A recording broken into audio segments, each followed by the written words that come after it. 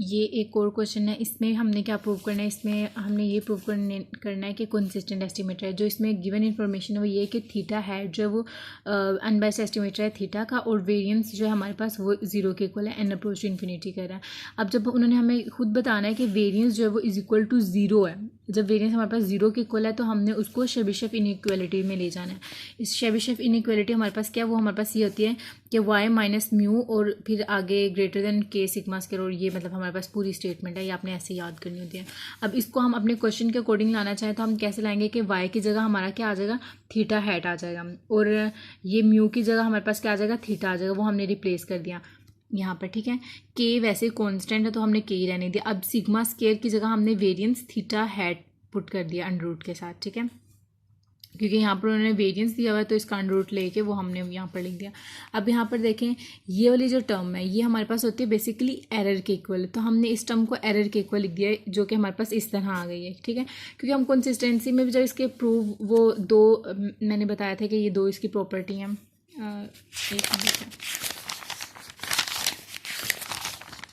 ये वाली, ठीक है, तो इसमें भी ये एरर टर्म है साथ, तो इसलिए भी हम कहते हैं कि उसको एरर टर्म में ला के उसकी प्रॉपर्टी आगे लिखने के 0 है या 1 है।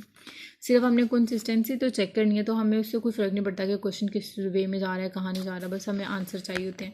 तो अब देखें हमने क्या किया, इस पूरी टर्म को एरर के इक्वल हमने इसको कंसिडर किया। अब एरर के इक्वल कंसिडर किया, यहाँ से हम के की वैल्यू निकालेंगे जो कि हमारे पास आ जाएगी ये इधर आ जाएगा।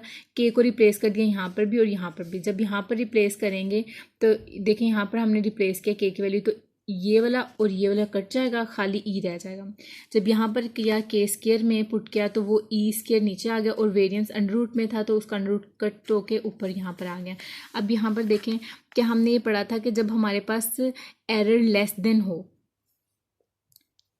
तो वो टर्म हमारे पास 0 के इक्वल आ जाती है। तो हम जस्ट इसमें लिख देंगे कि जैसे इसके ऊपर लिमिट हमने अप्लाई की है, यहाँ पर भी आप लिखोगे कि आपने लिमिट अप्लाई की है एन अप्रोच टू इन्फिनिटी, उसके बाद वो आपका वो पहली प्रॉपर्टी बन गई है जिसके अकॉर्डिंग ये पूरी टर्म 0 के इक्वल आ जाती है।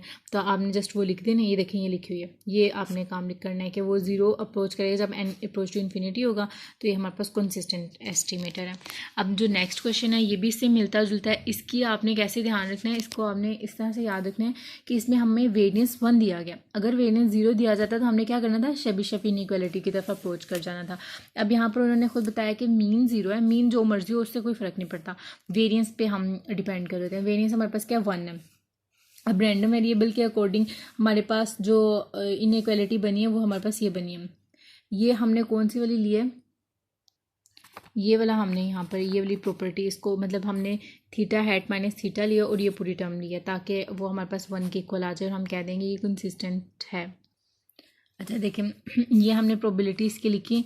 अब यहाँ पर एक्स बार माइनस थीटा, और नीचे जो हम इसको जी टर्म में बनाने के लिए हम क्या करेंगे, सिग्मा से खुद से हमने इसको डिवाइड किया है दोनों साइड पे, दोनों तरफ किया है, तो ये तो हमारे पास जी बन जाएगा, जी की टर्म में हमने लिख दिया।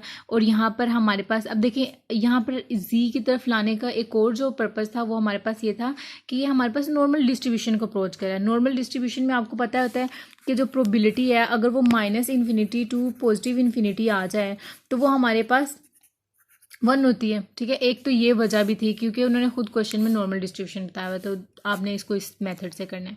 तो अब यहाँ पर इसको इस तरह किया तो ये तो जी आ गया, ठीक है, और यहाँ पर इस ये वाली टर्म हमारे पास ये वैसे आ गई। यहाँ पर सिर्फ हमने सिग्मा का फॉर्मूला यहाँ पर लिख दिया, इसको बाद में देखें। अब हमारे पास ये क्या है, सिग्मा और ये √n है, ठीक है। तो अब यहाँ पर सिग्मा की वैल्यू उन्होंने क्वेश्चन में बताई हुई है कि 1 वेरिएंस आपने 1 लेना है, तो हमने 1 ले लिया, तो आपके पास ये टर्म बन गई। यहाँ से इसको ऊपर लेके जाएंगे, ये वाला जो नीचे n है तो ये हमारे पास इस तरह आ जाएगा।